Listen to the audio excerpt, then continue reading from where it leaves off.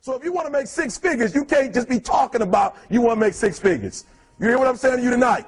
If you do the three things I tell you to do tonight, I guarantee you, whatever it is you want to do in life, you'll be able to do. You will be able to accomplish whatever you want to academically, financially, relationally, whatever. So three things. All right, I'm going to tell you the story. I got to get out of here. And the story is about, you guys have probably heard about this before. It was a young man who, he wanted to make a lot of money. And so he went to this guru, right? And he told the guru, I want to be on the same level you are. And so the guru said, if you want to be on the same level I'm on, I'll meet you tomorrow at the beach at 4 a.m. He like, the beach? I said, I want to make money. I don't want to swim. Guru said, if you want to make money, I'll meet you tomorrow, 4 a.m. So the young man got there at 4 a.m. He all ready to rock and roll, got on the suit, should have worn shorts. The old man grabs his hand, said, how bad do you want to be successful? He said, real bad. He said, walk on out in the water. So he walks out into the water. Watch this. When he walks out into the water, it goes waist deep. So he's like, this guy crazy. Adrian, he's like, I want to make money. He got me out here swimming. I didn't ask to be a lifeguard.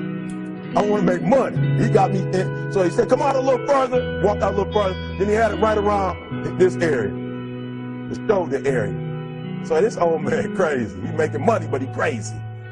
He said, come on out a little further. Came out a little further. It was right at his mouth. My man like, I'm about to go back in here. This guy is mine. So the old man said, I thought you said you wanted to be successful. He said, I do. He said, walk a little further. He came, dropped his head in, held him down, hold him down. My man getting scratching, holding him down. I got you. I know you brushed it out, but I got you. He had him held down. I need you for an illustration. He had him held down. Just before my man was about to pass out, he raised him up. He said, I got a question for you. Somebody answer the question for me. He said, when you were underwater, what did you want to do? Lee, I'm looking for a different word though than lip. What's that word? He said, I wanted to breathe. He told the guy, he said, when you want to succeed as bad as you want to breathe, then you'll be successful. I don't know how many of y'all got asthma in here today, but if you ever had an asthma attack before, you short of breath, SOB, shortness of breath, you wheezing. The only thing you trying to do is get some air. You don't care about no basketball game. You don't care what's on TV. You don't care about nobody calling you. You don't care about a party. The only thing you care about when you're trying to breathe is to get some fresh air. That's it. And when you get to the point where all you want to do is be successful as bad as you want to breathe, then you'll be successful. And I'm here to tell you, number one, that most of you say you want to be successful, but you don't want it bad. You just kind of want it. You don't want it badder than you want to party. You don't want it as much as you want to be cool. Most of you don't want success as much as you want to sleep. Some of you love sleep more than you love success. And I'm here to tell you today, if you're going to be successful, you got to be willing to give up sleep. You got to be willing to work off for 3 hours of sleep, 2 hours. If you really want to be successful, some days you're going to have to stay up 3 days in a row. Because if you go to sleep, you might miss the opportunity to be successful. That's how bad you gotta want it. You gotta go days without, listen to me, you gotta want to be successful so bad that you forget to eat. Beyonce said once she was on the set doing her thing, 3 days had gone by, she forgot she didn't eat. Because she was engaged. I'll never forget when 50 Cent was doing his movie, I did a little research on 50, and 50 said that when he wasn't doing the movie, he was doing the soundtrack. And they said, when do you sleep, 50? Sleep. He said, sleep. Sleep is for those people who are broke. I don't sleep. He said, I got an opportunity to make a dream become a reality. Football players, how many football players? Got anybody like football in here? Raise your hand. Anybody like football?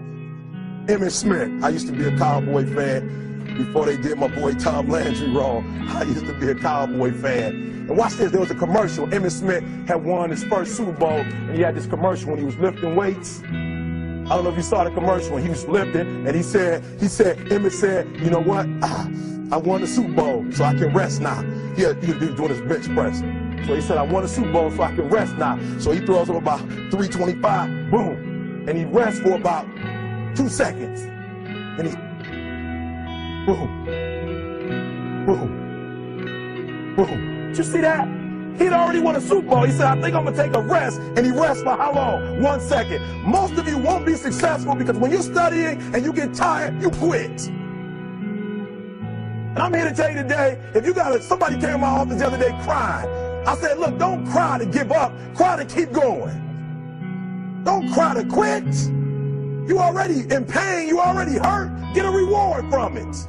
Don't go to sleep until you succeed. Listen to me. I'm here to tell you today that you can come here, you can jump up, you can do flips, you can be excited when we give away money. But listen to me, you'll never be successful until I don't have to give you a dime to do what you do. You won't be successful until you say, I don't need that money, because I got it in here. So listen to me. Emmett Smith said this at the end of the commercial. Emmett Smith said, all men are created equal. Some work harder in preseason. I'm going to say it again because you might have missed it. All men are created equal. Some work harder in preseason. So that means that there are some people who are going to see the professor, going to see the TA. And even when the professor says, I don't meet with you, my TA meets with you, you say, I don't want to talk to your TA. I don't pay the TA. I pay you to teach me. So you're going to have to find some time to meet me. If I got to meet you at the mall, if I got to meet you at your house, you are going to see me. Listen to me. All men are created equal. Some work hard in preseason. When I went to college, guys were way smarter than me. 4.0s, 3.0. They went to the Ivy League high schools, came to Oakwood from these great high schools. Most of them are not doing what I'm doing. Why? Because it's not about where you come from. It's about heart. You come to a place where, you know, being smart ain't enough. You got to have heart. That's number one. Watch number two.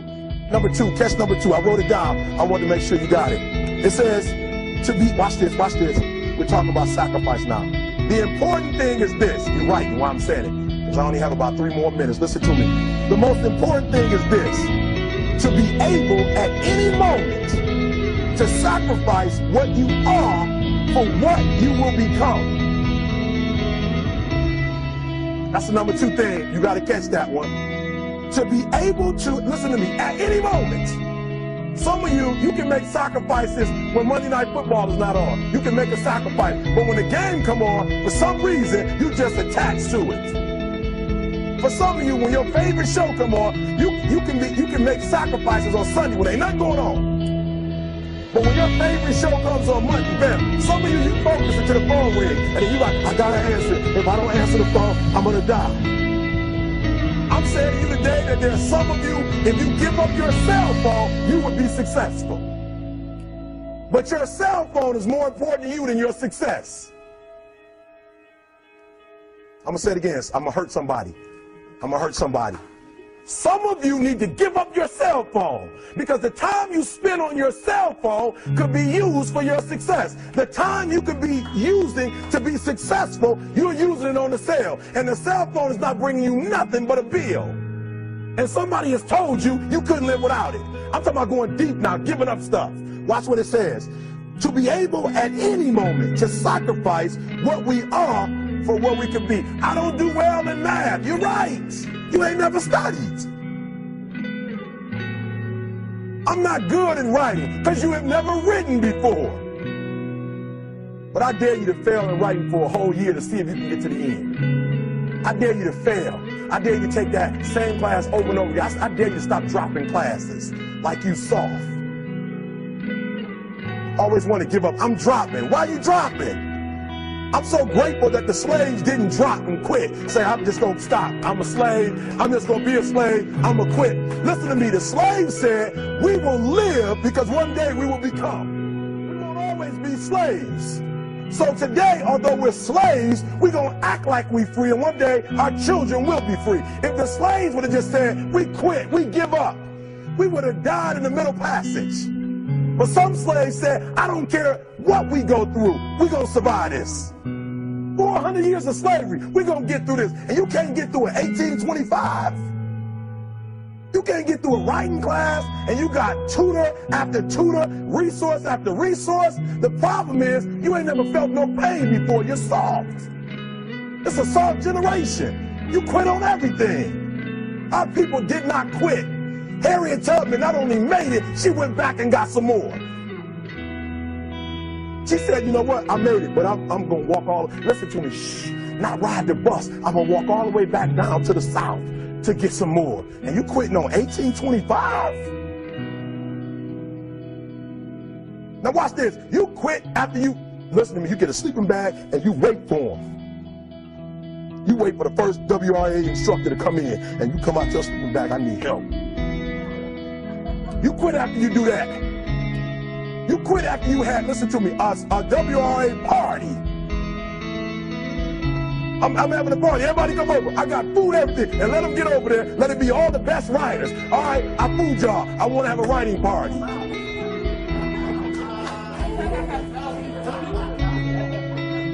I'm serious.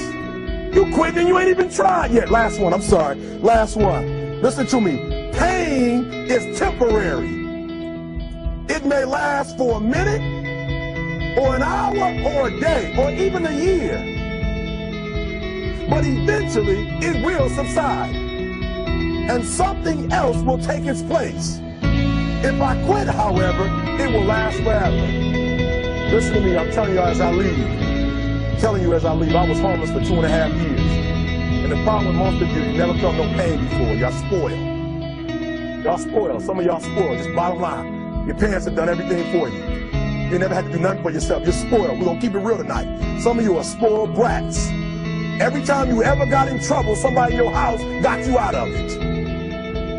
Every time you've done something you're not supposed to do, people say, Eric, your mother's a tyrant. You're right. She kicked me out. You're right. She's mean, but she developed a man because she put me out there and said, you're going to have to grow up. And some of you have never learned to grow up. And so every time something get hard, you quit, you call mama. I dare you to take a little pain. I dare you. I dare you not to go home. Somebody said, I don't go home, I feel bad. Go through it. You ain't gonna die. At the end of pain is success. You're not gonna die because you're feeling a little pain. I'm not eating like I eat at home. That's why you're about to go to the next level, because if you keep eating like you ate at home, you'll keep being a boy or a girl. It's time to become man, woman.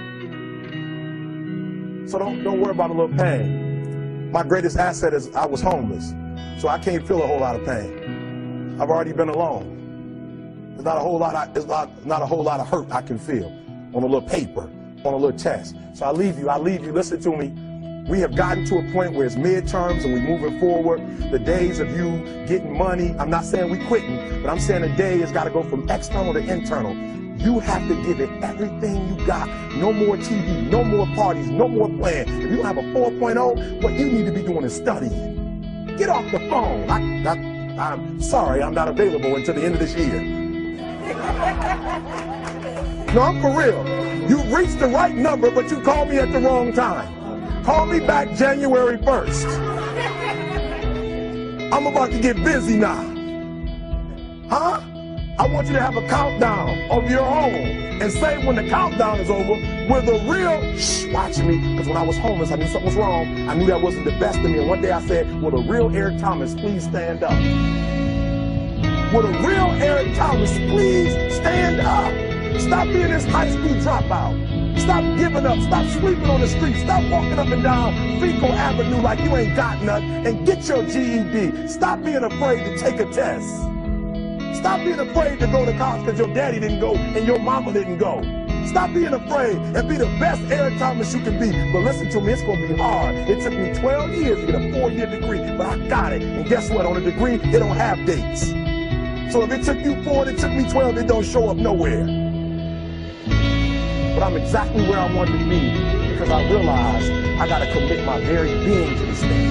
I gotta breathe it, I gotta eat it, I gotta sleep it. And until you get there, you'll never be successful in life. But once you get there, I guarantee you, the world is yours. So work hard and you can have whatever it is you want. Thank you guys for your time.